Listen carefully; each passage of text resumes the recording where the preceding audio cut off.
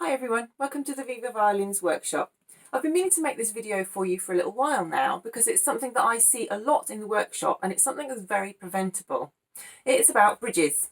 So the bridge on your instrument, violin, viola or cello, is this wooden bit here that holds the strings up. These are cut very specifically for each individual instrument. They should be fitted to that instrument alone. And when they're fitted, they're perfect.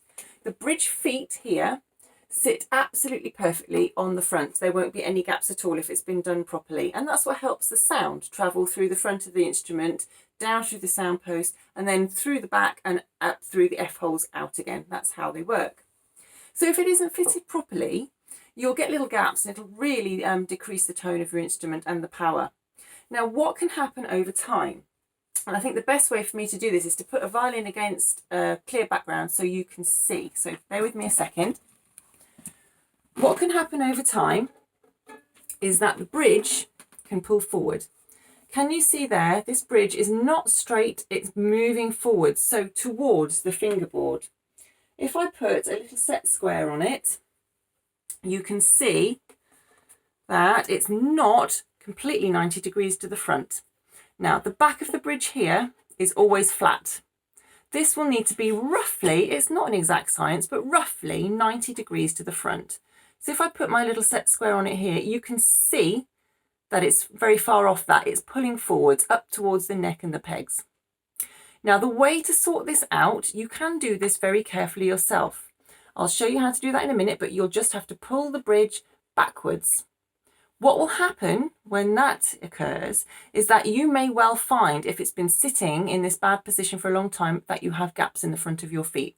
That means it's a trip to the workshop to get a new bridge fitted or to get your existing one sorted out. So that's the angle when it's not fitted properly or it's been pulling forwards.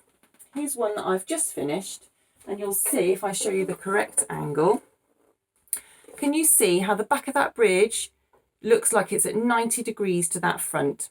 So this is the bit we're looking at here. The flat back of the bridge looks like it's roughly 90 degrees to the front. And if again I get my little set square and put it up, you can see it's again not an exact science, but you can see that it's roughly 90 degrees.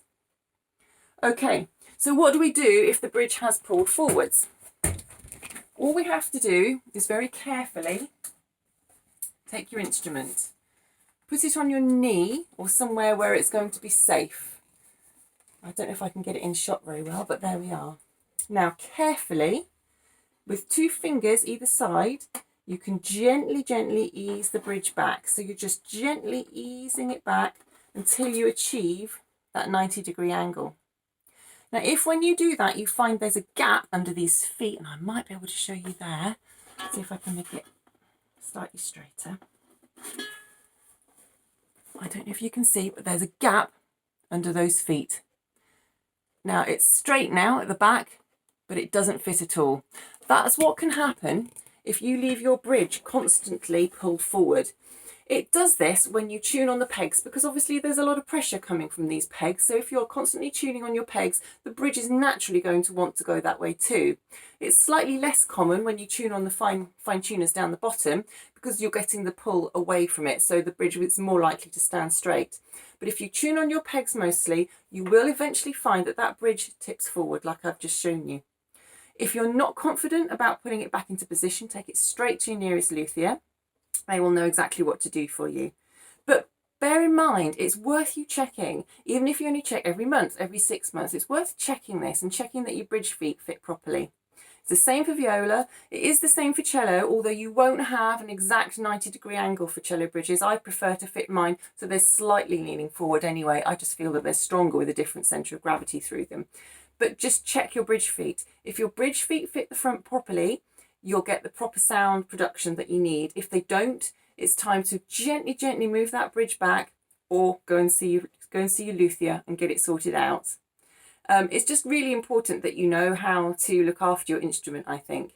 So I hope that's helped a little bit. I hope that's cleared up any confusion. Any questions or comments, put them down below, and I'll see you again for more tips in the workshop. Bye for now.